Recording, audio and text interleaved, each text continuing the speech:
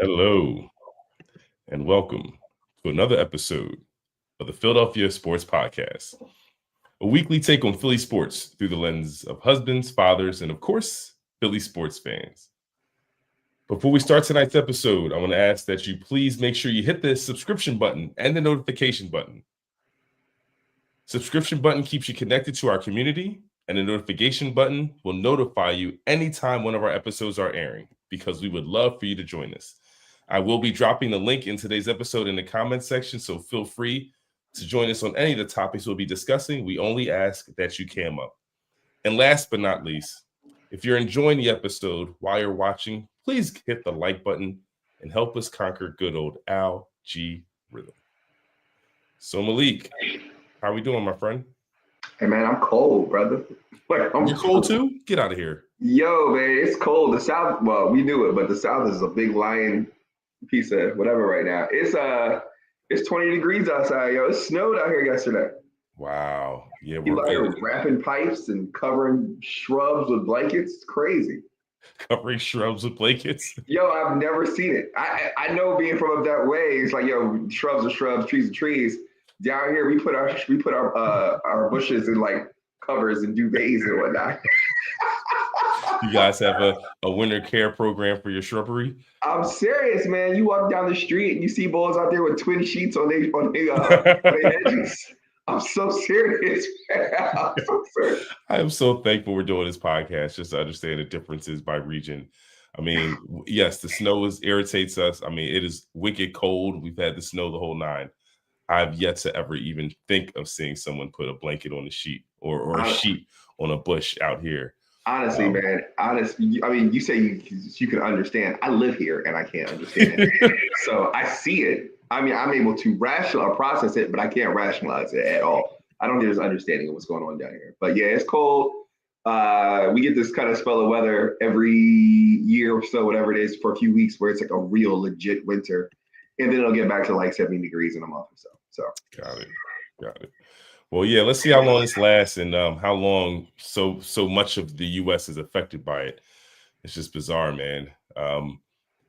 Personally, I'm doing well as well. I had some things going on with work, and one of the people that I've had to deal with has to go out to California to deal with the issues there in terms of how the cleanup and how people are going to be made whole, quite frankly, around that whole situation with the fire. So it's puts life in perspective a bit, as always. And you sort of count your blessings, and you even look at your own circumstances, and everything's relative. I'm a firmer believer that everything is subjective, in my opinion. As much as I grew up with sort of these principles that I thought were objectively true, I'm starting to have a different lens on it, and so situations, the fact that I can experience something in real time, then turn on the TV, see the fires happening in California,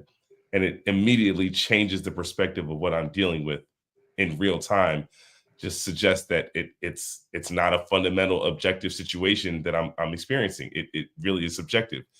If turning on the TV changes the perspective of something I'm experiencing just by seeing something 3,000 miles away, then you know what I mean? Like, yeah. I digress. Speaking of perspective, yep. What's the perspective? I mean, there's a lot of perspectives about the team that's actually representing going to the NFC Championship game. The fact that we have a rubber match, with two NFC East teams representing your NFC, and the Eagles advancing to, the Eagles advancing to the NFC Championship game. I think, some people saw it coming, some people didn't. Some people still think the Eagles have to change their stripes to advance, and yet here we are. We keep on trucking, man. What are your thoughts? That last part is what just stuck with me. Do we have to change our stripes? Are we serious though? I mean, we've had this conversation. It's been beat all over the local and national punditry, whatever. But the Eagles have won 14 games in the regular season, something like that. Now they've won 2 games in the postseason, and they are hosting the NFC Championship. I don't change any stripes. I wouldn't even change my socks. Like, are we serious? What are we talking about? And the other thing is this, and all of the conversation revolves around Jalen Hurts. And I don't think there's been a better argument for his style of play than this postseason, right? I mean, you look at Justin Herbert, right, who was supposed to be the poster boy of what quarterbacks are supposed to look like. He and Joe Burrow. Justin Herbert, first round, goes out throwing like 3 or 4 picks right off the top, right? Then last week, you probably would have seen Detroit here. I'm sorry, we would probably have been in Detroit, excuse me. But the Lions decided to stop running the football. Jahmyr Gibbs was getting like 10 yards a carry. And they decided, you know what, even with Gibbs, even with Montgomery and him being back and relatively healthy in this offensive line, we're going to put the hands of the game. We're going to put the game in the hands of Jared Goff. I absolutely know Jaden Daniels and the Commanders deserve whatever credit they get, but I really believe that it was coaching that allowed that game to get away from them. Jared Goff didn't play great, but at that point, assess and decide to return the game to the guys who are getting 10 yards a carry and minimize damage. Jalen Hurts, for all of his 20 for 22s and 17s for 25s or whatever it's been, he's absolutely played the game the way that we've needed to do so in the postseason. Minimize turnovers, play complementary football, allow the other strengths of your team to do their job. So I can't be mad at it. I agree wholeheartedly. And here's the simple part about Jalen Hurts is it's all about winning football games. But here's really something fascinating that I thought I was really interested to see how the national pundits would address it. And of course, they shied away from the comparison. But as much as people continue to lament about the play of Jalen Hurts, and as you articulated last time we were on air, let Otis be Otis. Every team needs an Otis. You know what I'm saying? He's doing his part. He's responsible. He's dependable. He's reliable. He's exactly where you expect him to be for the most part. And he doesn't get in the way. And I think that's what this team is. You have a quarterback who doesn't set the team back generally, right? Now, when we watched last week's game against the Rams, 2 things came to mind. One, maybe the Rams were better than we thought they were in terms of their defensive front because they sacked Minnesota 9 times. And a lot of people thought Sam Darnold just wet the bed, right? Like he didn't understand what he was seeing. 9 sacks is unheard of. Granted, in watching the game, he held the ball a long time, which means to me he just didn't trust his eyes downfield. What I don't understand is just what happens to the clock that says just throw it away. Like to me, there's where the errors are. With Jalen, obviously, I think when his knee got tweaked, he was a much different player. Like in the snow, by the way, on a wet field in the snow, right? And after already throwing errant passes. And listen, there was a stretch where I absolutely looked at the offensive play calling. And I said, what game are we calling? What are we seeing? Do we understand that these conditions are not favorable for passing the ball? It was a scenario where we were advancing the ball. I can't think of which possession it was. On a first down play, we got a 2-yard gain. A 2nd and 8. On a 2nd and 8, we air mailed the ball to A.J. Brown. And now you have a 3rd and 8. At that point on the field, I thought it was 4-down territory. So I assumed a run was coming. So you can sort of determine, okay, what's the best play on a 4th and short? We threw the ball again on 3rd. And so it's like you have a situation where you're getting a lot of success on the ground. I think it was, you know what? It was a possession after Saquon had the long run. The reason we punted the ball is because we ended up getting pass happy. And it's funny because I remember the announcer saying the snow's starting to pick up. I guess they're going to try to get their passes in. What kind of game plan is that? You play what's working. If Hurts just hit you for a 40-yard run and Saquon just hit you for a 60-yard run and you start seeing flurries, so now all of a sudden we just want to pass the ball because we think the snow might be coming, they're not stopping the run without the snow. So it's funny because you said a couple of things I really want to go back and address. I think they're really good points. We just seem to fall in love with the idea like it's supposed to look a certain way. And because it's supposed to look a certain way, that all of a sudden it changes our answer. And you talk about being relative and objective and subjectivity earlier. It changes our perspective on the way the game is played and the outcome. For example, we've been saying from the very beginning of the season that the Eagles should have been a run team, right? They're a run team now. We're dissatisfied with that. Then we were talking about, or not we, but the national media was talking about Green Bay is a good team, right? We beat Green Bay twice this season. Then you go see the Rams, and they probably were better than what we thought they were, right? That defensive line is not a game. The fact that they went out and sacked anybody 9 times, I don't care if it's a high school team, it's still impressive. Jalen Hurts didn't play necessarily his most efficient or sharpest game, but to go out and sack that dude 7 times in weather, they still got to get off the line of scrimmage. They still got to fight off blocks. That's impressive too.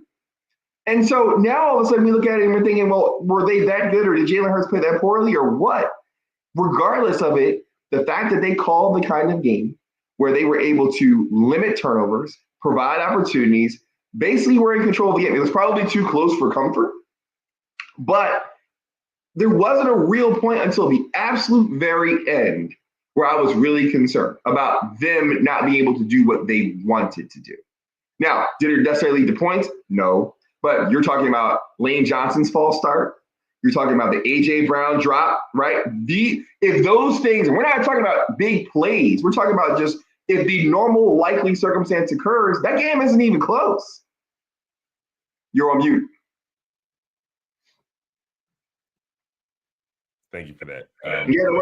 No, the game isn't close at all. And it's funny because I was during the game, there's a crew that we get very text happy during football games. And, high school friends at that. Yeah. But they were going in on Jalen's play. And I was saying for most of the game, I said, AJ already dropped a touchdown.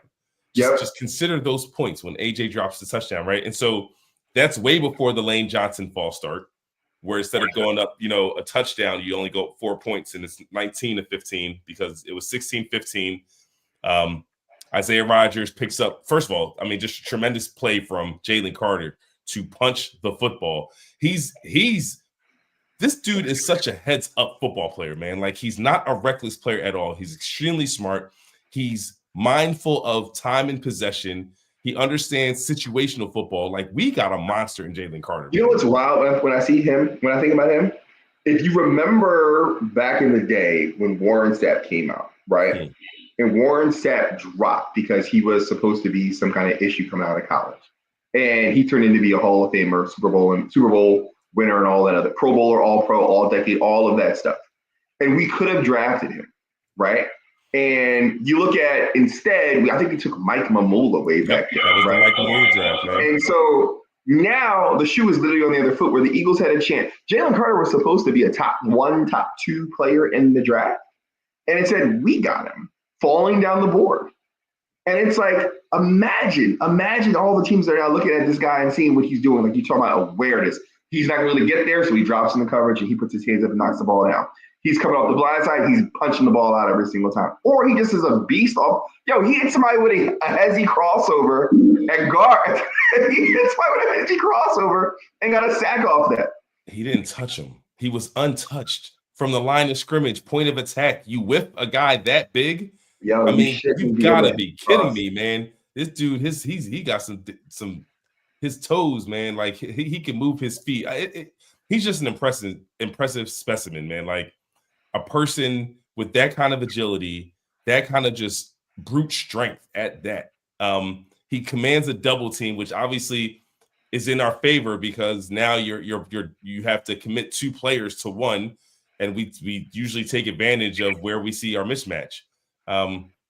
I just can't praise him enough going into his second year, realizing like he is literally that dude. Like, he is that dude. He is that dude. He is now like the anchor of our defense, no doubt about it. So, you have a situation there again where there's so many points on the board. You have your 2 missed extra points, right? Like, this game could have been signed, sealed, delivered, where nobody cares of what Jalen's stats were because he would have just done enough like he always does. Yeah. But here's the thing that I thought was really fascinating. He ended up passing 15 for 20, 128 yards, 7 rushes for 70 yards and a touchdown. So he was averaging 10 yards a rush, and then he was 15 of 20 for 128. Do you know what Josh Allen's numbers were? It's not much different. I know it. Yeah. No, they weren't. He was 16 of 22 for 127 yards. He had 10 rushes for 20 yards. He was averaging 2 yards a carry, right? And no one had any concerns about Josh Allen in terms of the conversation after that game. He just did enough to win the game, right? A lot of people were talking more about what the rate, like, the Ravens lost the game. There was, Lamar made enough plays, Mark Andrews, blah, blah, blah, blah, blah. But no one was concerned about Josh Allen. Simply put, yes, it wasn't a big game for Josh Allen, but he did what he had to do to win. That's all Jalen does. And I think it's so interesting listening to the media just not get it, just not understand what they're seeing. What's going to bother me, and I hope to God we don't have to experience this, but let's just play worst case scenario for 2 seconds. If in the event the Eagles lose, whether it be this weekend or in the Super Bowl, right? And Jalen Hurts goes, 17 for 23 or whatever it is, 180 yards. It's going to be that conversation all over again, right?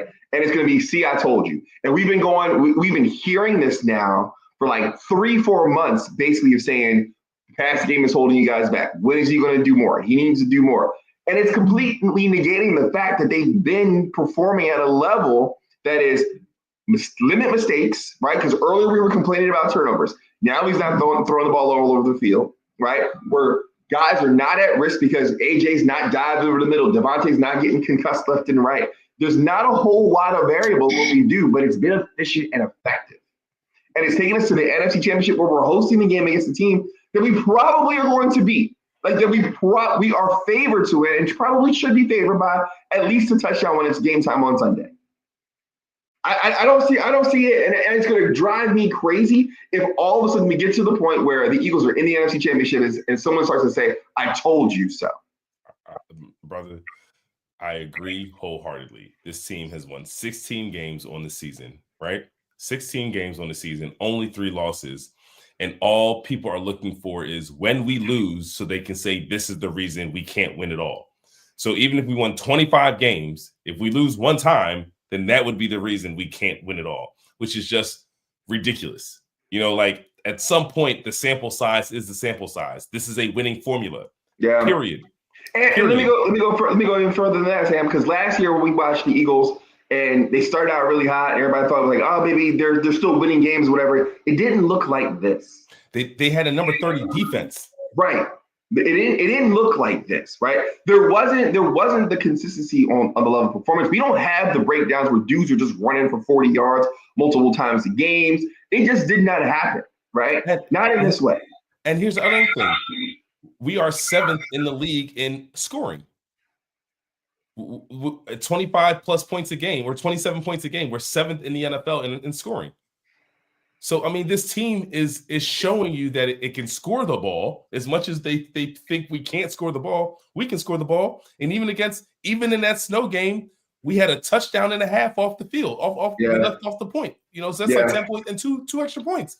We had 40 points in that game in the snow.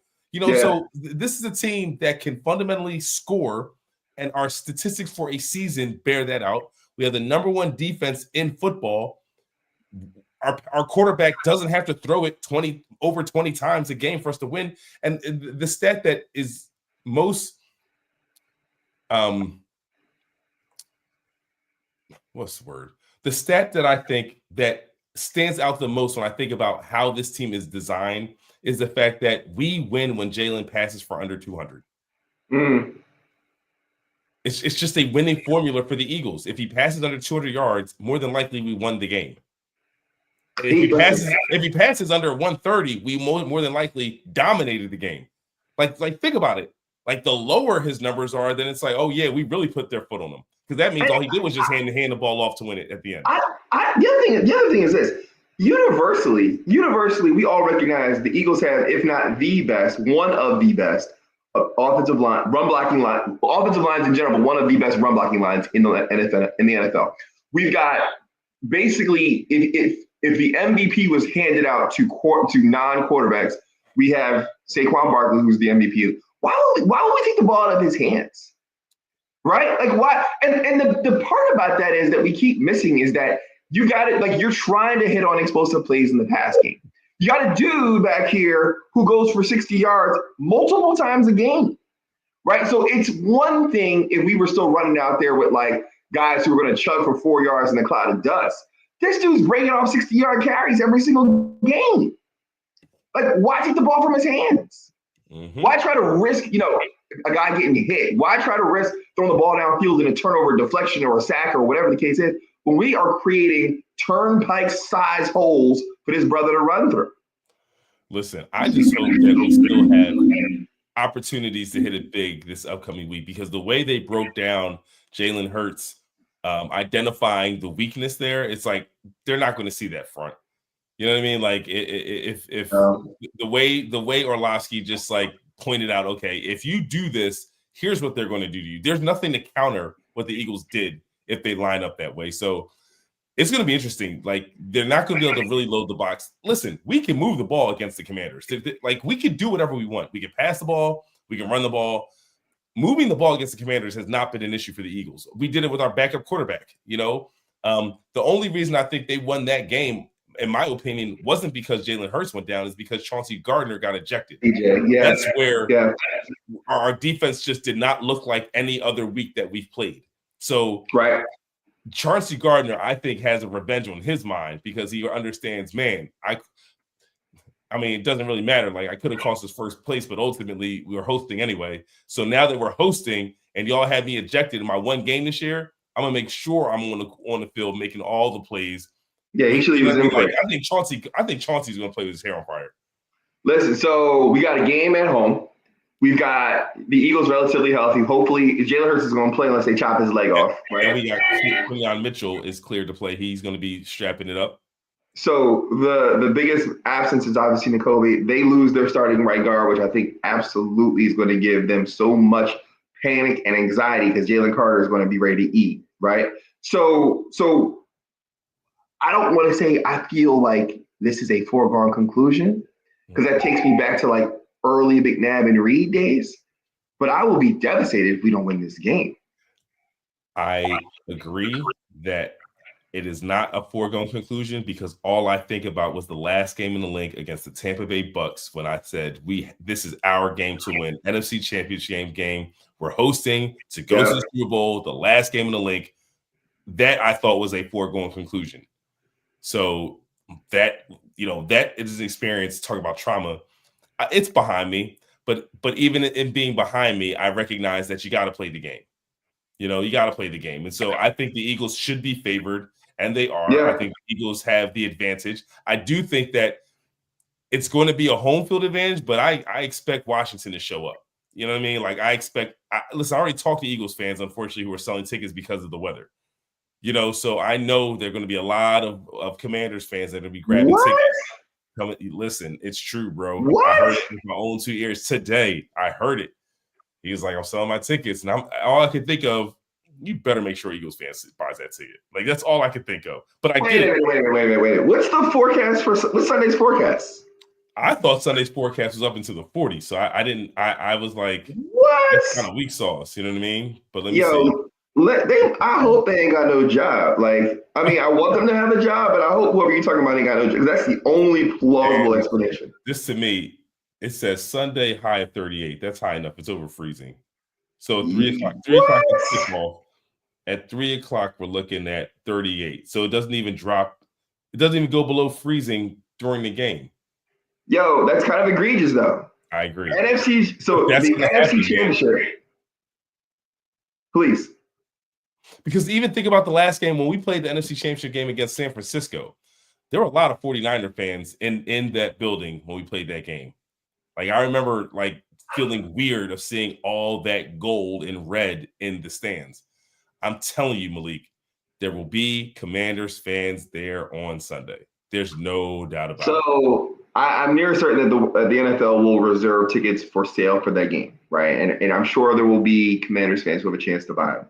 If you've got an Eagles friend who sells his or her tickets, and a couple of things, like and they're not home, and their house just didn't burn down in California, right?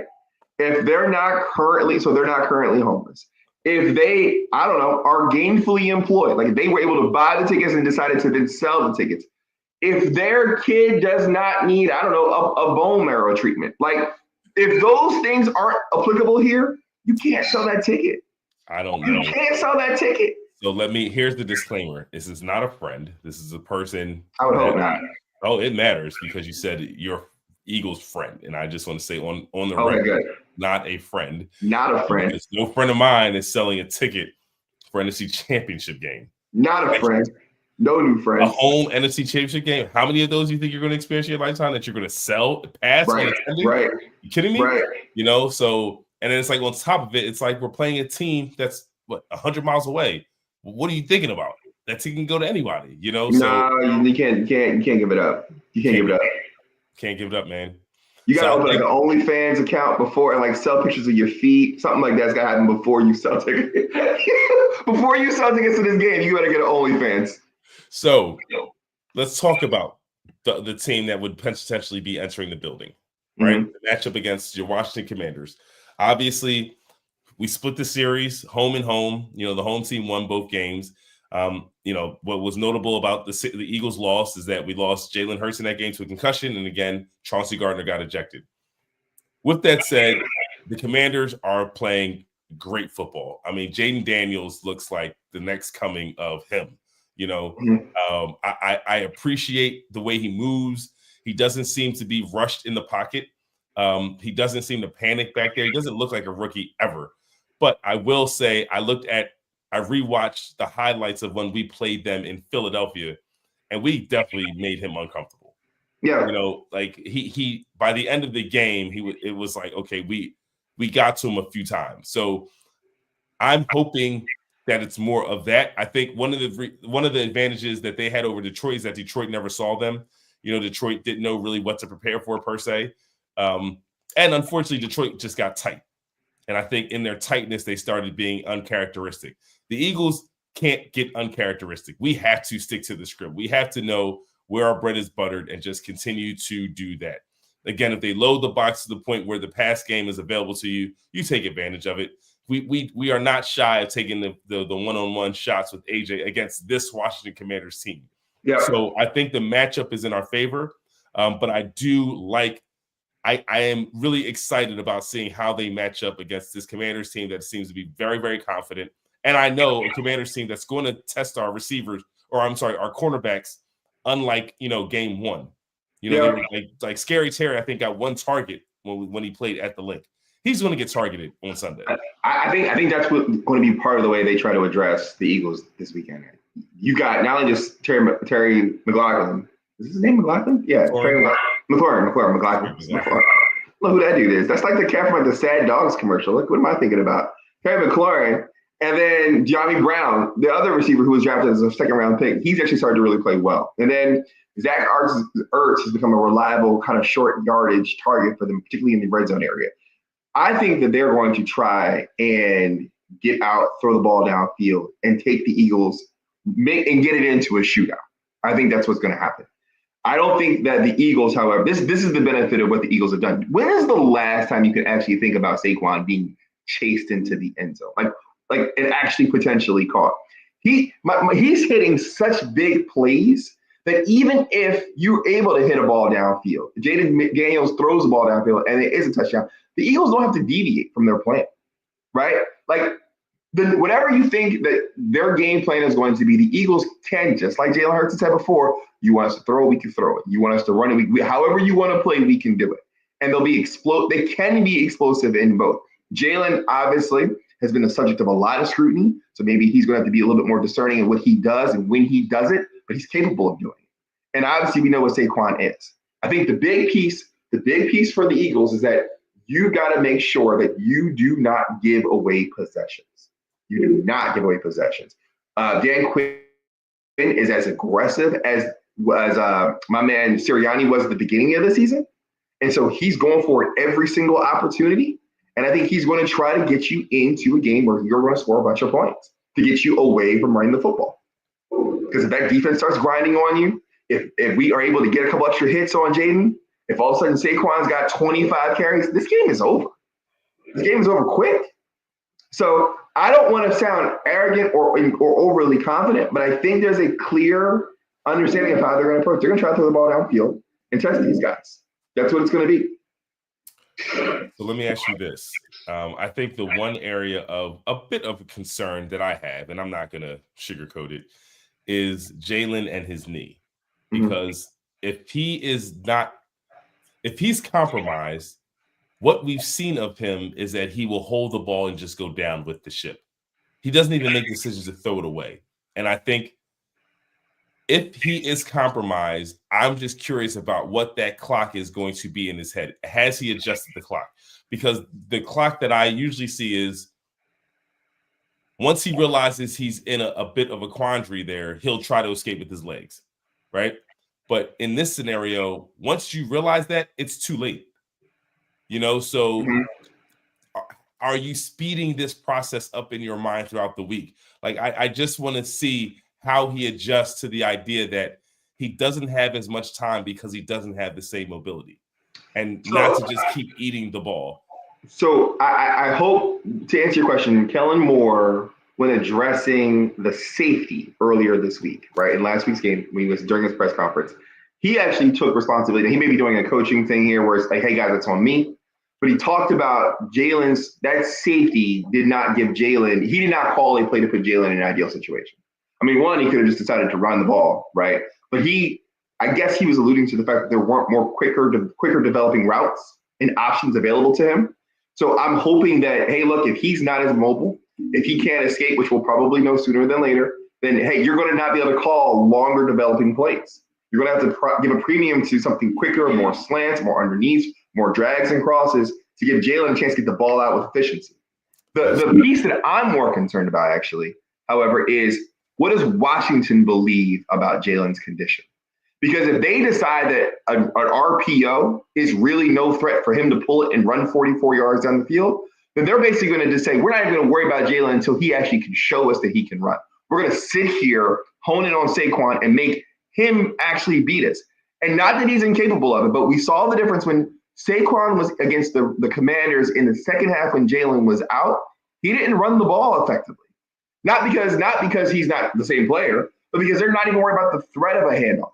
The Eagles will have to call the game differently based on how Jalen's physical condition is going to be during the game. I hear you, but it's like, yes, that is true. But if we still have the best offensive line and you have the best running back in football, why does it require the threat of Jalen to run in order for Saquon to hit some plays, right?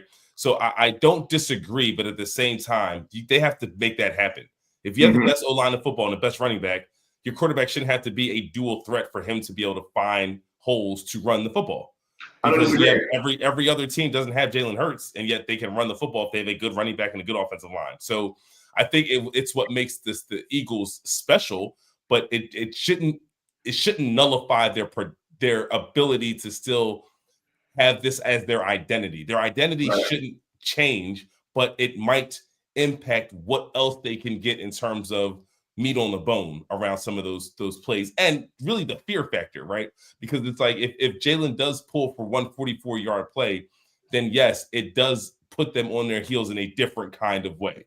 Yeah. In terms of what's on their mind. But I also think one of the ways you can counter that is like an RPO pop pass, right? Where you don't expose Jalen to running, but maybe there's a pass option. The only issue is just seemingly the timing with the offensive lineman, because you had the one play with Doc Goddard that got another play that got called back, which I think was going to end up in the end zone, because Mekhi Becton was 25 yards downfield, right? Because our slow developing plays, those slow RPOs kind of give that unfortunate issue where linemen start to wander down the field. So the Eagles, to me, I think are definitely in the driving seat. I think Jalen Hurts' injury just gives me a little bit of concern, only because he seems he's hesitant when he's not 100%, and I don't want to see a hesitant Jalen Hurts. I want him to be decisive. I want him to get the ball out when he sees the play. I know AJ Brown is someone that he tries to get going, but I think the checkdowns, if it's available where there's yards after a catch, just move the chain, just move the sticks, because just play possession football. Like do what works for us. You can play possession football, and then when you know you have the pass pro to really take that shot, then you do that. You know what I mean? So I think your point about if you have the best offensive line or one of the better offensive lines, why does it take a running quarterback to really optimize that performance? I don't disagree. I think what we see is it'll just be a different style of game, right? So I think the Eagles will still be able to get 3-4 yards a pop. The question is going to be, does all of the deception, all of the hesitation caused by that threat of running, does it allow the space that we've seen Saquon's not had the kind of contact behind the line of scrimmage or even at the line of scrimmage. He breaks the line of scrimmage and he is gone. Those runs with the very rarely have we had to see him actually break multiple tackles to then get 60 yards. He is one cut gone.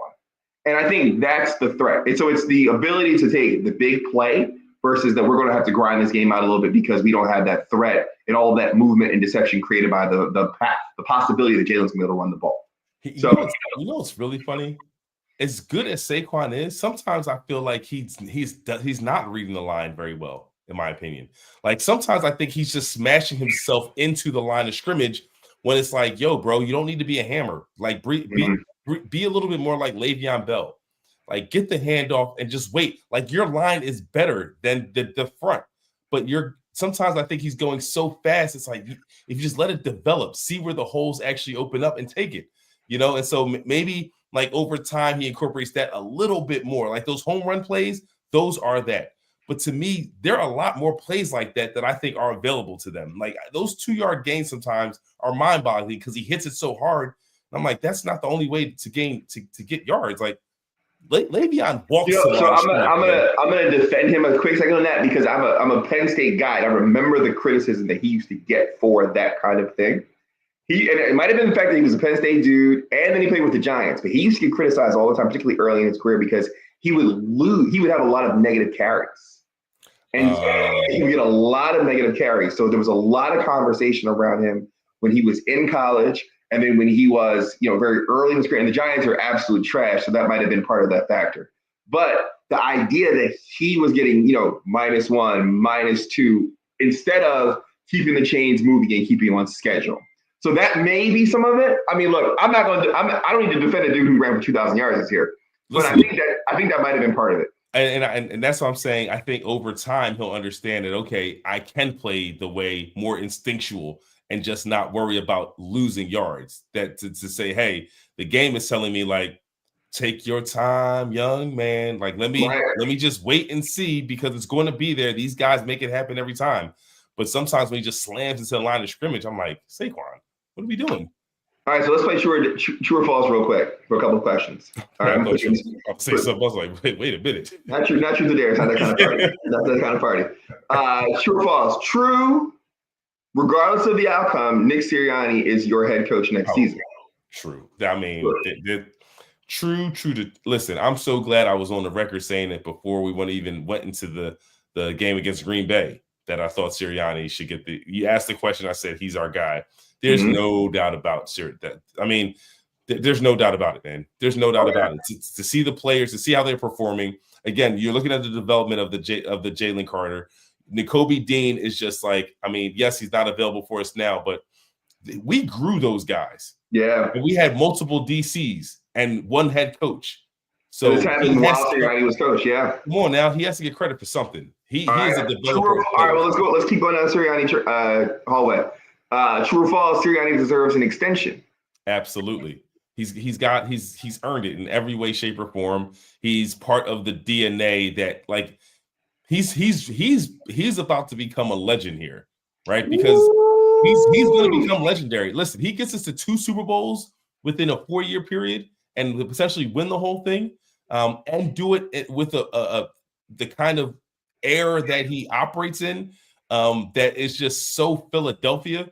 And I think the beautiful part is that next season he'll be able to jaw as much as he wants with the fans. Like he won't be bridled anymore. You know what I mean? Because now it's like we get you get us, and we don't care what the other people say.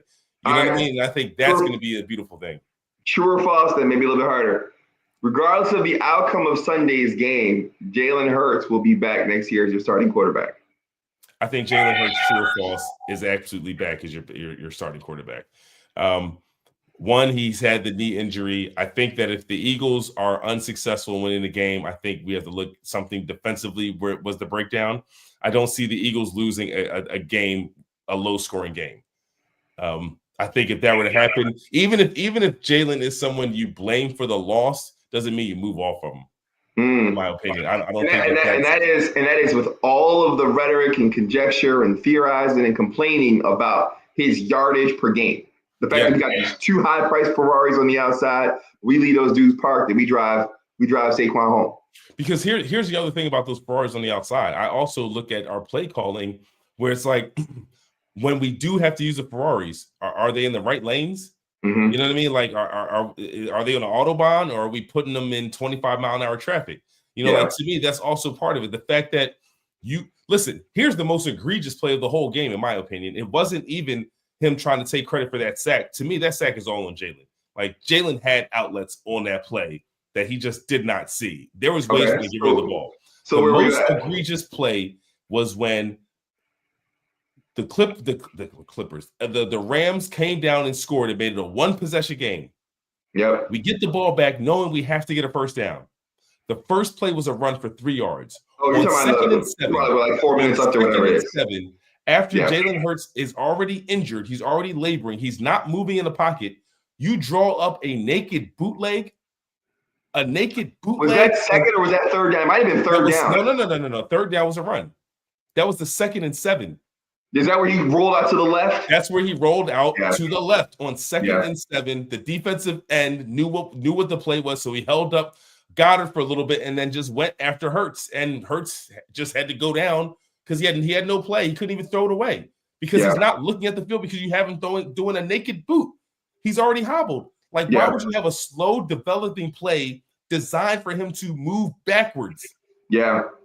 What are we doing here? Yeah. No, this is smash mouth football. You need to get a first down. You tell your boys what the game plan is. Fellas, we need a first down. These 4 plays, we got to get it done. You don't draw up a 2nd and 7 of naked boot with a hobbling quarterback who's already taken 6 sacks. Well, let me ask you a question then. This I got 2 more true or false for you before we move on. 2 more true or false. I may know the answer based on your reaction to this last question. True or false, you would not be upset. You would not be upset if Kellen Moore was offered accepted a head coaching job at another team. So here's why this is just an annoying question. As much as I think Kellen Moore needs to improve, I would love Jalen Hurts to have some consistency as an OC. Like, he's really about to go through a career where he's not had an OC twice, except his first and second year. And he jumped from a playoff team to the Super Bowl. That's the only time he's had an OC twice in his entire career. Yeah. And I just think that it's unfortunate because if Kellen goes, it's like bye-bye. But at the same time, it means he has to start over. So that's the piece for me. It's not that I'm so sold on Kellen Moore. I just think he's adequate enough, and I would love to see Jalen Hurts in year 2 of an offensive system. I think it is a byproduct of the Eagles' success.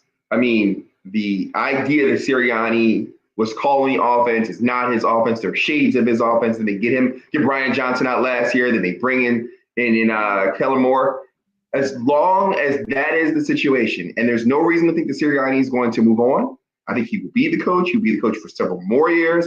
And as long as he's here, we are going to probably have some level of success because that's what the Eagles do. There's not been a period for more than 2 years where the Eagles have been down since in the 2000s, right? So as long as they continue to have success and Sirianni's the coach, Jalen Hurts is probably not likely to have any real continuity. Because even if Kellen Moore moves on, right, either this year or next, because he's a head coaching candidate now, if he doesn't get it and the Eagles are successful again next year, he's going to be right back on somebody's radar, right? That I'm fine with, though. I'm fine with that. I just want him to get 2 seasons with an OC. Well, like, the coaching carousel is part of the business. But then you have teams like the Chiefs who can keep Spags and Reed together for eons of years, right? They had the enemy for a really long time. We have like an uber successful team where the coaching staff just stays pat. I know it's rare, but man, Like, well, you know what it's really sad. Can't Lori sweeten the pot to make this happen? Well, they sweeten the pot for Jeff Stoutland, right? He's the highest paid position coach or whatever it is, so they kept that guy around. They invested there. I am sure that in areas where they deem like, hey, look, you are invaluable to the team, like Fangio, I'm certain came in his first year and was like, yo, if we're gonna be here, you're gonna go out and spend money on the defense, right? And I'm gonna have control of the defense. This is what we're going to do. So whether or not like Bryce Huff, who they spent all that money, was a Fangio decision, we know Zach Vaughn was, right? Right. So, he had influence. The question is going to really be is what kind of influence is Sirianni be able to exert or exhibit? And then whoever comes in here, whether it be Kellen Moore this year, the rest of this year into next or the following season, are you going to be able to leave enough there for Jalen, trust his leadership, trust the institution around him, for him to grow in whatever environment? That's really where we're going to be. As long as we continue to be successful, and we likely will be, in some sense, we're going to continue to have guys who are going to get elevated into positions of possible candidacy for head coaching job. That's it. Yeah. That's just what it is. All right, last question for me, true or false. Okay. Eagles win this game. Eagles win. So here's the funny part. And I'll go on record and saying it. So, I'm not a big gambler, right? Like I'm not. But what I do is before every season, at the end of the year, as soon as I can, as soon as you're available to lay a wager on like the championship team in certain sports. So I do this for football, basketball, and baseball.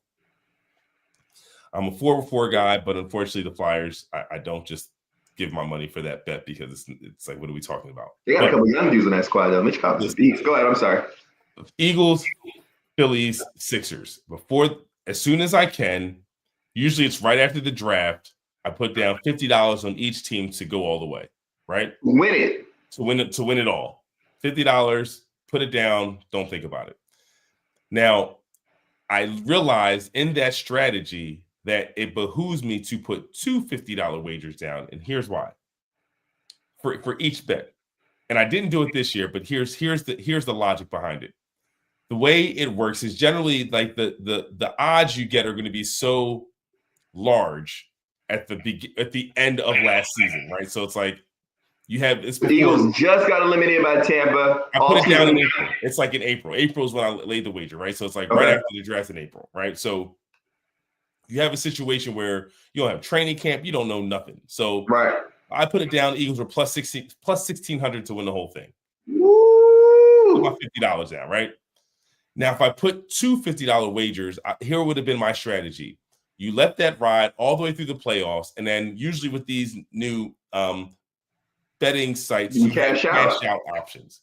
So it's really an investment, not really a bet. Like you're not gambling, right? Because you're going to get a return on that. The 1,600, that odds is going to change over the course of the year. And since the Eagles always make the playoffs, you could just say, hey, round one, before they even play a playoff game, I'll just cash out. I'll easily win my bet, right? You cover your bet. You're going to cover your bet regardless. So the reason you do two is so you can actually let one ride all the way through. Ooh. It's only $50. So you let one ride through, and then you always cash out the one on the playoffs. So right now, even though, and the reason I brought this up because I have a group of friends that I've talked to my strategy about. So even though I have a wager for the Eagles to win the whole thing, because I don't have two, I will be cashing out prior to the game. No, are you serious? Yes. You cannot cash out. If I don't cash out, then I'll be gambling. There's the rub. Dog, let me give you $50 and Sam. Like, what you want to buy my bet? No, I want to buy my bet on me. Yo, are you serious though? Yeah. Wait, hold on, Sam. Time out, Sam.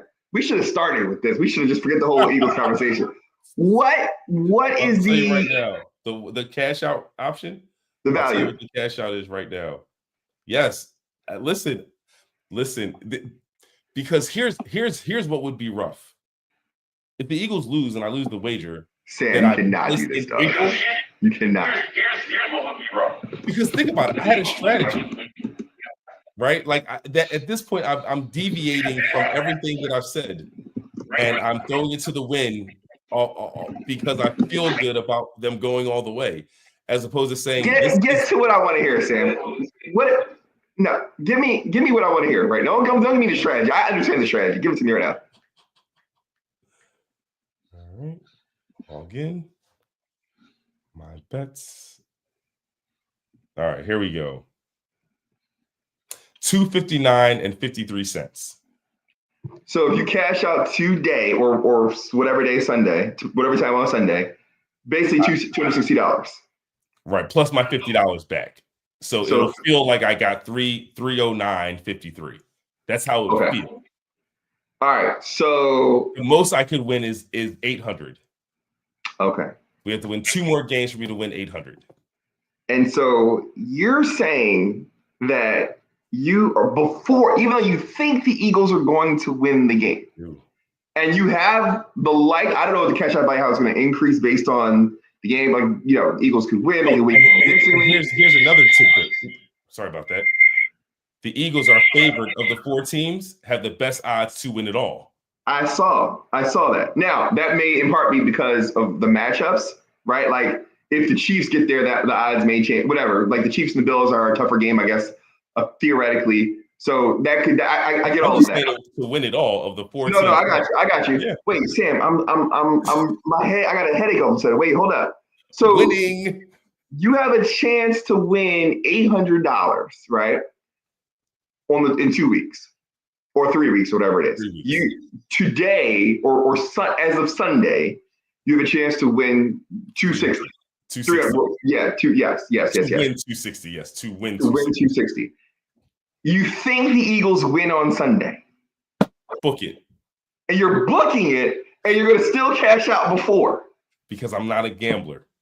You clearly are a gambler, though. I'm clearly not.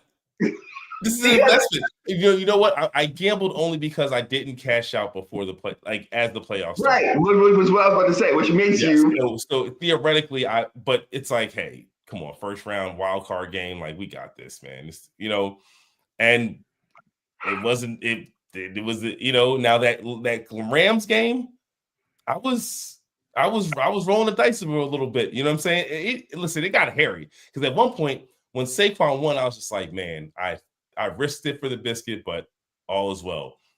When it was a one possession game, I was about to log in to the FanDuel to see if I could go ahead and grab it now, but I didn't. I didn't touch my phone. I just said, you know what? It's too late. The game started. Since the game started, whatever happens, happens. So wait, just so I'm clear, you only placed one bet this year. Right. I only placed one. I should have placed 2. It was an error. I didn't realize I didn't place 2 until I looked at my bets because I don't gamble. So it's like I place the bets and then I just leave it alone. I forgot about it. But now it's okay, playoff time. Let me see what my wagers are. And I'm scrolling through. I'm like, I only have one Eagles bet this year. All right, let me. I'm not trying to be in your pocket. I know you got kids to wife. But let me. Like, what could you do with this $800? Like, we could do stuff. Where's Sam at? We got to talk to Sam about this. What are we doing? I know y'all got bills, y'all got kids. Come on, man. First of all, we could do a lot with that $800. You just was at the Dell a couple months ago, like 2-stepping or whatever. There'd be a whole lot of replenishing with that 800, but at the same time, saying. What are we doing? If I walk away with nothing and it was known that there was 300 available, there's where I had a harder time. I need an epilogue to this. I need the missus because like she gets half anyway. She said cash out. She said cash out. Because she understood the strategy before we started. No. Listen, I rock with the strategy. I understand that. I want to be super clear. I get your strategy. I'm on board with your strategy. Your strategy makes sense. But what I'm saying to you is the Eagles are a +6 or -6, whatever. They're giving 6 points. They're giving 6 points. And you're saying book it, and you are hitting cash out. As soon as I heard Quayon Mitchell is playing on Sunday, I said, "Oh, it's in the bag." Like now we're not compromised on the corner, so you can try us if you want. But he got his pick in the playoffs, so he's ready to go, man. Go ahead and test him, see what he's gonna do. Once I realized that was gonna happen, I'm like, all right, the Eagles are absolutely going to advance. But I can't because I learned. It's either I learn my lesson or I don't. That's part of this, right? Like either it's an investment or I'm gambling again. And if in a weird alternate reality, we did not advance and I didn't cash out. It's like, why even tell myself this is what I'm doing if when rubber meets the road, I'm not going to do it. Like this is a Sam issue at this point. Because I've let it ride. When the Eagles lost to the Chiefs was one where I never cashed out. And I'm like, I'm here. The other one that was really disappointing is when the Eagles lost, not the Eagles, the Phillies lost to Houston. That was one that really hurt me, right? Because it's like, we got this, especially when we were coming back to Philadelphia. Like, oh, we got this. It was like game after game, there was an option for me to just cut my losses. I'm like, no, but we got to win. We have to win. And just to walk away with nothing, I'm like, they've gotten too far. All right. Well, so far be it for me to get in the way of a principled position. Like, I'm not trying to do that. But I gotta tell you, I mean, like, this sounds this sounds like there's a conviction, like this is a Malcolm Gladwell tipping point or something. I don't know what's like, you read the Bible. I get all of that. But like, yo, I'll give you like $28, man. Like, I'll cash out tonight. Like, what do you want me to do? I feel like, all right, well, at any rate, I will. I wonder if I could sell. I wonder if I could sell my plus 1,600 bet wager that I got. It's like, listen, you can only get plus 175. I got a plus 1,600 wager that I will sell to somebody. You know what I'm saying? What would I buy your plus 1,600 for? You know what? Text me on that. We might have had that conversation.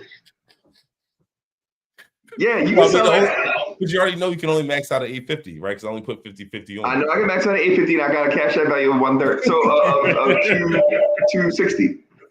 So that's the minimum bid. That's got to be the minimum bid.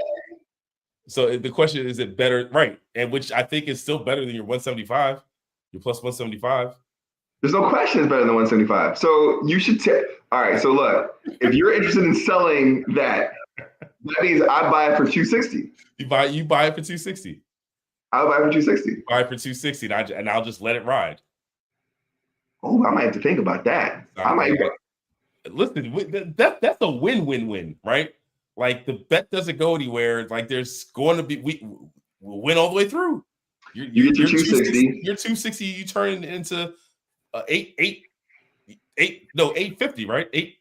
You get your 260. You get your two. So I cash at you two. I love how this has become a gambling pot all of a sudden. Right. I send you 260. Yeah, you get your 800 because I get my 50 back, right? Because you're not going to give me 3, so you're just going to give me the 260, which is just what I would win.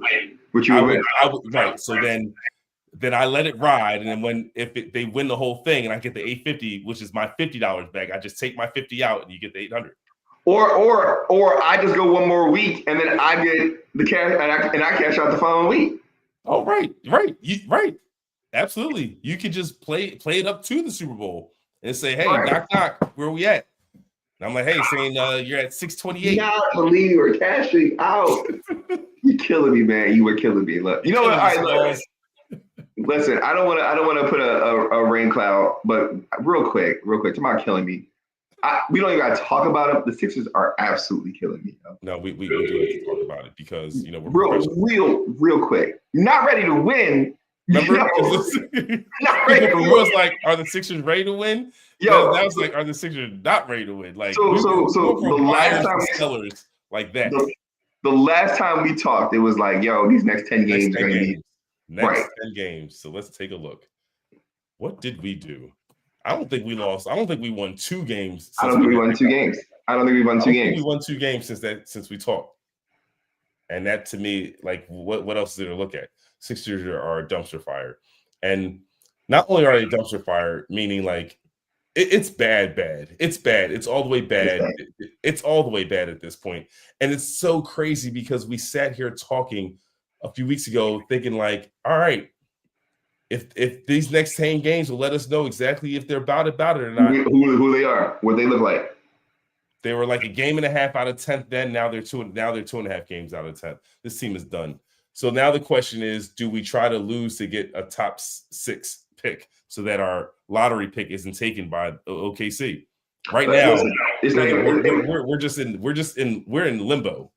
So not in my head, it is full tank mode. We are, because and I hate to say that because there are legitimately dudes on this team that are trying. Like Maxey is trying, Oubre is trying, Yabusele is trying, right? But the problem that I have with the Sixers when I watch them is that I don't think that there's enough dudes that are all pulling in the same direction. Like I don't think, and I'm going to juxtapose this with what I see in Miami, right? Miami has got a heat culture thing, and I think I hate saying it, but I'm envious of it for this reason: that they have an identity, they had a brand, and we talked about a long time ago. Like the Sixers don't have a vision, right? They don't have a clear like this is who we are, this is our principle.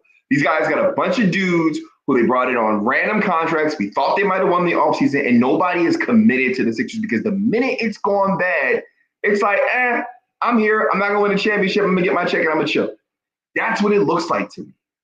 That's exactly what it looks like. And these dudes honestly have killed any enthusiasm I've had for basketball at all this season and potentially next, depending on what happens. Really, I feel terribly for Maxey. I feel terribly for Oubre. I feel terribly for Yabusele. Jared McCain, I feel terrible for him because he got hurt. But he might be in the best situation because at least he's not going to be here right now. Like, it's bad. It's bad. And real quick, I'm sorry to rant, but the other day I'm watching the game. Was it yesterday? I don't even know. Before it was the when they got rolled on by like 30-some points. Yo, they ran out. Sam, they didn't even have an NBA lineup, right? Like Justin Edwards, Jeffrey Doughton, Ricky Council, right? Like Adem Bona is a G leaguer for real, right? Like you're running out dudes. A quarter of your roster is not even. Eric Gordon's got an NBA skill set, but he's 34 years old, 35, doesn't care anymore. Kyle he's wearing a coach badge on the bench.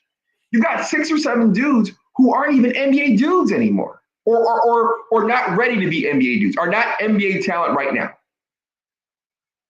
And why are we doing this? Well, I mean, so I agree with some of the take. I like Jeff Doughton. I like Bona. I like Ricky Council. I think you got to find minutes for those guys throughout the season, especially if you thought you were going to make a playoff push. You got to have a bench that you can rely on. You have to know what they're going to do. Again, even you lamenting these lineups, this is what I was talking about before when I said the Sixers will go through seasons or stretches of the season where certain lineups will be on the court. Like that's it. You don't get practice time, you know what I mean, in the NBA. So this is how the coaches get guys to understand what their role is whenever they're needed later on. And so you're going to get those stretches in the season. What makes it unfortunate it's funny because it's like the antithesis of the Knicks, where the Knicks are going to burn those. Do you know? Did I send you that clip? You did. You got like the top 4 lineups in the NBA. Most it was top 7 out of 10. Yeah, it was crazy. It was the top 7 out of 10 lineups. Let me go back real quick. I do like a lot of those dudes. I like Ricky Council. I like Justin Edwards. I like Ademo. I do like them all at the same time. But we're right. That's what I'm saying. Like we're literally running out full 5s of dudes who would be G League All-Stars. Yeah, because that's where we're not in trying to win mode now, because that's not how he would play the playoffs, right? Like it's not right. In trying to grow those players, you want to grow them in the role that they will have when you need them. And there's not going to be a scenario where this is my role for you guys. You 5, do the thing that we've been working on. It's like, no, you need to compliment and be the way I put you in those minutes when you're in the corner, when he's doing that move, that thing that he does, you for Maxey, et cetera, et cetera. So I agree that right now they're just trying to get through the season. They're just and it's like there's no point to put out Paul George and like the Sixers don't have a direction. I don't know what they do. Like they're in such a trick bag because they're still talented enough to stay out of the top 6, but it doesn't behoove them to be out of the top 6. It's just the worst situation for them. Listen, and I'm not rooting for this because I actually I love Maxey. And not necessarily because I think Maxey's some all-world talent. Me and a homie of mine get into it all the time about like what Maxey's level is in the NBA. I love Maxey, but I don't think I'm not crazy to think like Maxey is some superstar. He's a very good player. He's an all-star. Maybe not this season, but he's an all-star level talent. And he is one hamstring pull from us being 0 for the next 20. Yep. Like literally, we might win 3 or 4 games with him because I don't think Nurse is that invested either. You talk about what's our plan, what are we doing? I don't think he knows what we are doing. It's like he never conceived of a world, or Morey for that instance, conceived of a world where Embiid wasn't going to play. for a long stretch of time. I agree. No, we'll see. But see, that's the thing, and this is where everyone's out on Morey. Everyone's out like Morey. The Morey issue, I don't see how you look at Morey to blame here because Embiid is the straw. Period. He played in the Olympics. They were relying on him. This team is not built to win without Joel Embiid. So let's stop with anything else. Hold on. They're not built to win without Joel Embiid. They're not. You're right. They're not built to win a championship. You're absolutely. This is the only reason you put this team together. Fair. However, the beef I had with Morey is from the gate. I was wondering about the extension. Right. I was wondering about because if we could have waited to sign the extension, do you sign the extension right now? Do you look at it right now in January? So here's what I see. The fact that you sign the extension just means you can control him as an asset. Sam, but the way the Sixers are looking right now, that he is not an asset to anybody else. Right now. Now, he may come back healthy. But that's the point. He isn't right now. So you would lose him for nothing because he's not an asset right now. But you got him for years to come. They had him also next season, right? So it was this season, before they signed the extension, it was this season, and then next. Right. So Malik, if he's having the year he's having this season, who's going to give you the farm for him for 1 year after an injury year? You have him for no. What I'm saying is, I'm not saying we never sign him. I'm saying we signed him before this season, right? What was the rush was my question. That was my question. But what I'm saying is that you're now in a position because what I'm saying is I'm glad the Sixers did what they did because to me, they're in a better position, especially since he's hobbled. Because if he didn't re-sign and you had an injury-plagued season with Joel Embiid, then he goes into the next offseason. His number is still his number. It doesn't change his number. It just means now you're in a position to pay him when you didn't even have a serviceable year out of him. He's going to command his number, period. Like that's not going to change. The Sixers are now in a position where they know they have damaged goods. And yet, if he just performs, if he can get him on the court next year and he looks reasonably back to form, you can move off of him because you can offer 4 more years of his services to somebody. So in my opinion, I thought anytime you can lock a guy in early when he was going to command a number regardless, I think is advantageous. And I still think even in light of Joel Embiid not being available, the Sixers actually have leverage in terms of moving on from him in the future, as opposed to him being injured. They want to move on from him, but they have 1 more year. He's in sort of that lame duck year kind of situation where most players are going to require that extension. And now it's like you're extending him off of a bad season. At least you extend.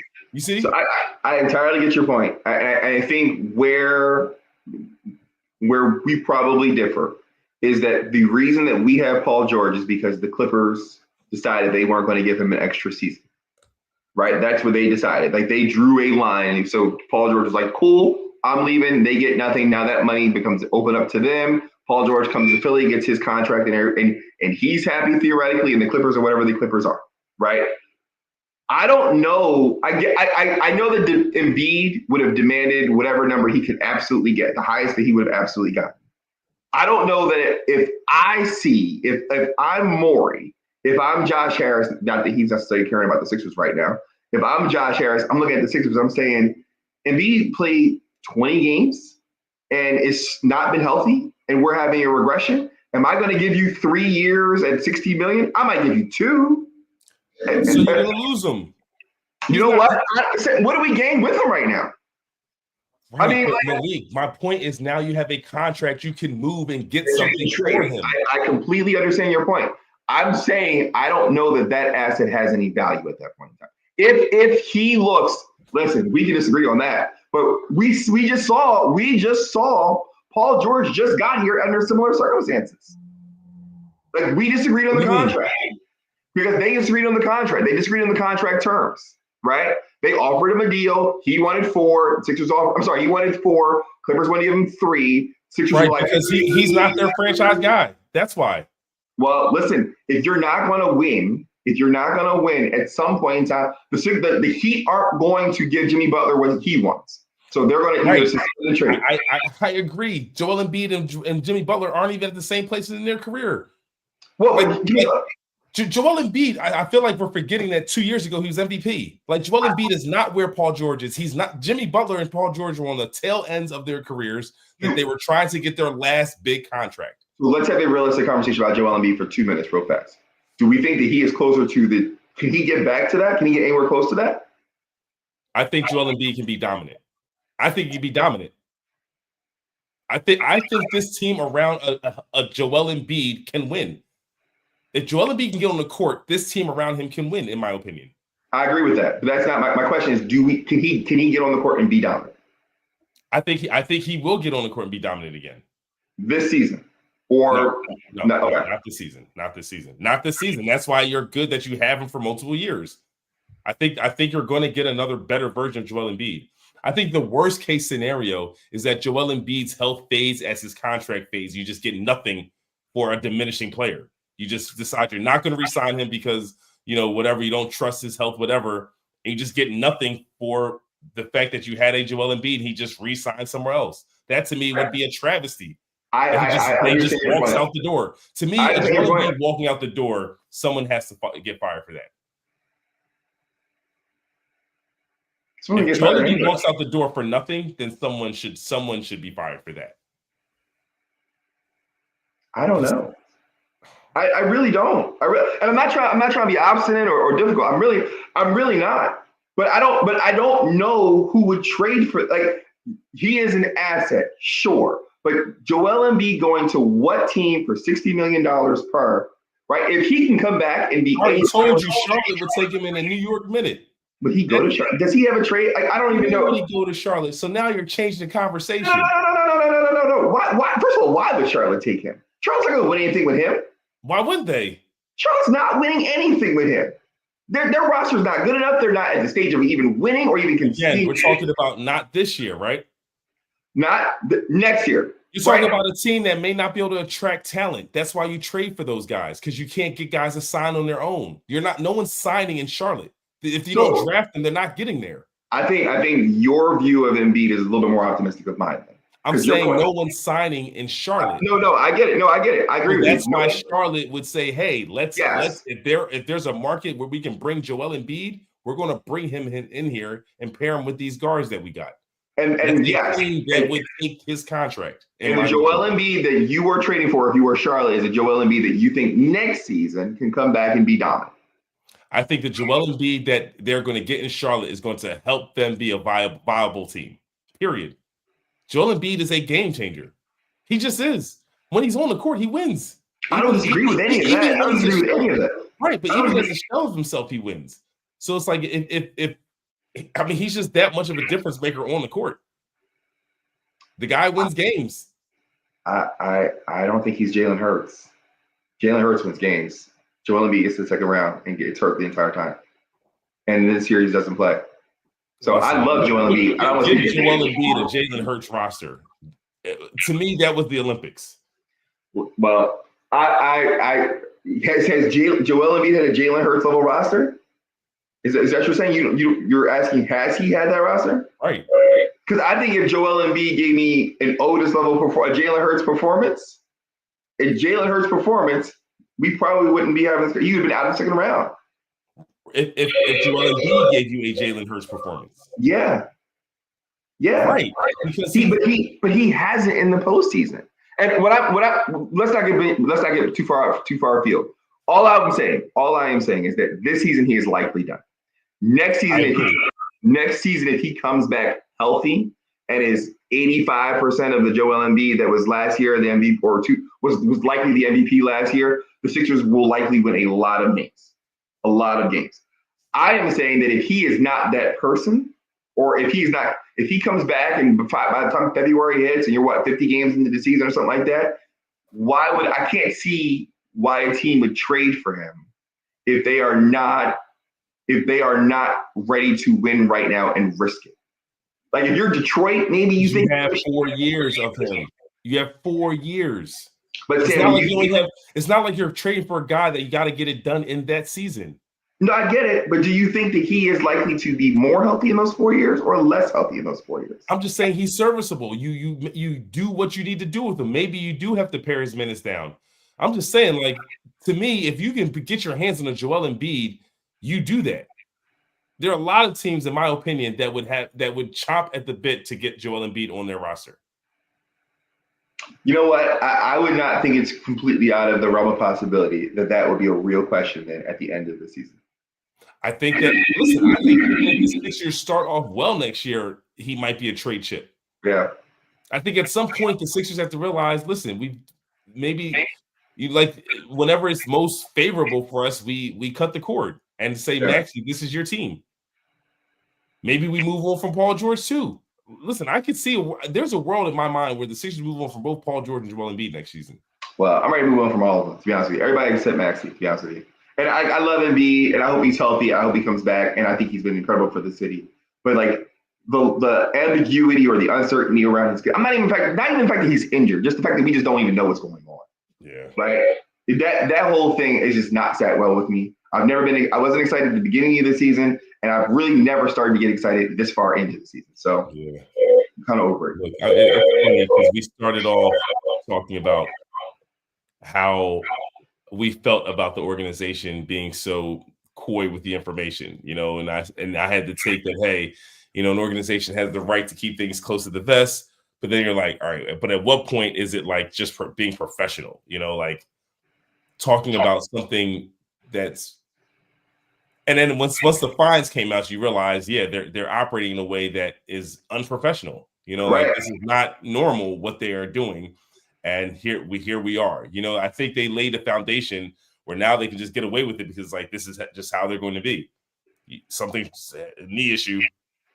It's like lower leg. It's like now they're getting like hockey reports. Lower body issue. Right. Exactly. Lower body, upper body. That's it. That's all we're seeing. I don't know. I don't think that's anybody in service. My brother, this was rich, man. So when we get back next week, we'll figure out, we'll talk throughout the week to see if there's any more movement on the concept of what happens with this bet placed on April 24th, 2024. But as you now know, hopefully, world, the strategy is sound.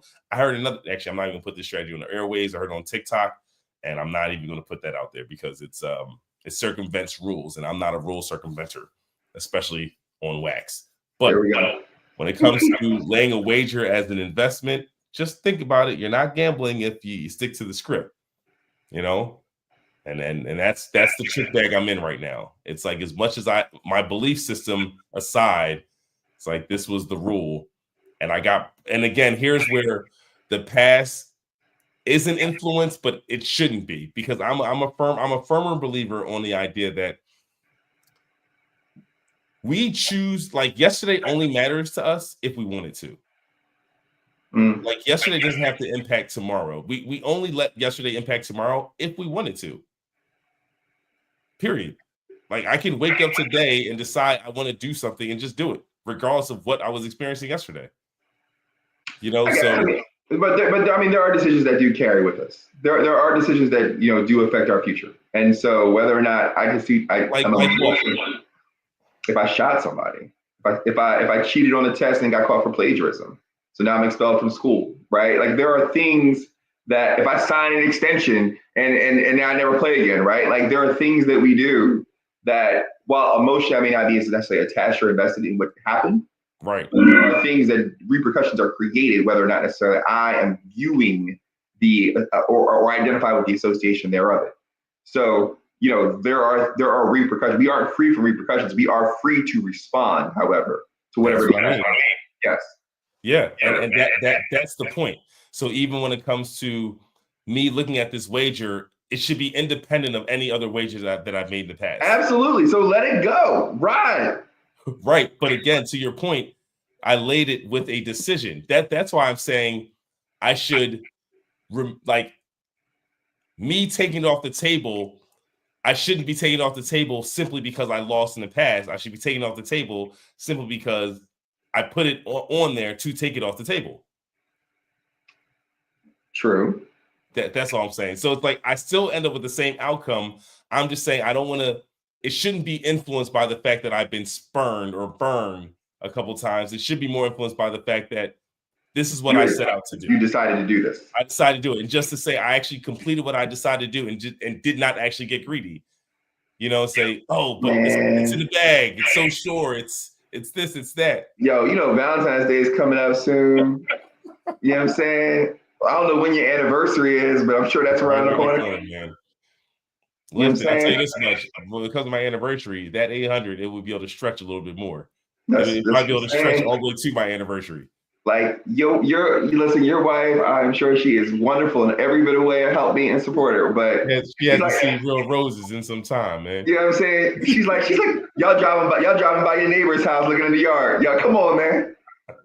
Like, oh, those what flowers look like? Like, babe, I'll take you to the produce section in the grocery store. Come on. You better go ahead and sprinkle them real flowers. Walking down the aisle of Hobby Lobby, talking about, baby, get all you want. I'm asleep on it. I got a couple more nights. I have all the way up to probably 2:00 on Sunday to make a decision before, because there's periods where like they take the cash option away. You can't click the button. It's like it's weird. They do that sometimes. So I'm gonna wait all the way up to 2:00. So it's not necessarily, and I'll wrap on this. It doesn't necessarily have to be an all or nothing proposition, because you could go from your $50, obviously you would lose. If the Eagles lost and you did not take it, you would lose your bet. However, cash out at 230, you could just decide, like, I feel really strongly near certainty that they're going to win. You're probably going to get off for like $500 some odd dollars if you get to the Super Bowl. I mean, one more win, I'm easily if we win this next game, because here's the jump. After the game against the Green Bay Packers, it went to 130. So then beating the Rams, it went up to 260. So if we follow that, then it should be at like $390, $400 by this next easily. And God, look, if the Eagles come out, it's just one more game, it'll probably be like a $500 option for me to just cut it.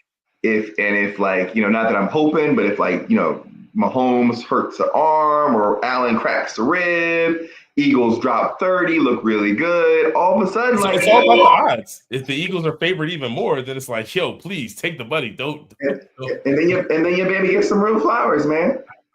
Come on, man. I just love, man. Get your girl some flowers. I just love. I put this on wax. Everybody be tuning in on Wednesday, like, so what happened? That's the only reason I'm coming back next week, because I want to know what happened. No, I will definitely let everyone know what happened, what transpired. But listen, I have a strategy, but at the same time, I'm open to new information. Always open for new information. Always open to new information. And if you win, this could actually fund next season's bet. There it is. It's my down payment. That's your whole payment, both, right? Like now I get to cover. Now I get to actually do some gambling, if you will. I put the $50 investment down.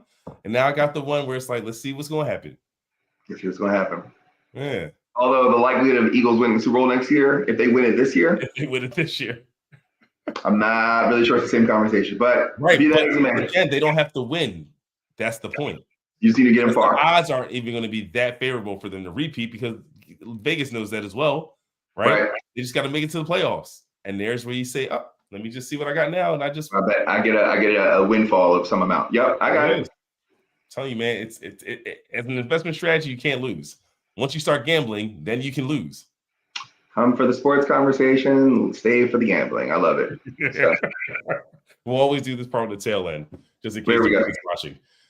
Well, look, folks, hope you enjoyed the time. Hope you enjoyed the show. Again, please hit the like and notification button. Please subscribe if you haven't subscribed. We would love for you to join one of our shows live. We will always drop the link in the comment section so you can join us. And so this big weekend, we got NFC Championship game and the AFC Championship game. We actually didn't get too much into the AFC side, but hey, it's a Philly sports podcast. It's what we do. And we're playing a division rival, so we had to stick to the script this time, folks. But until next time, folks, peace.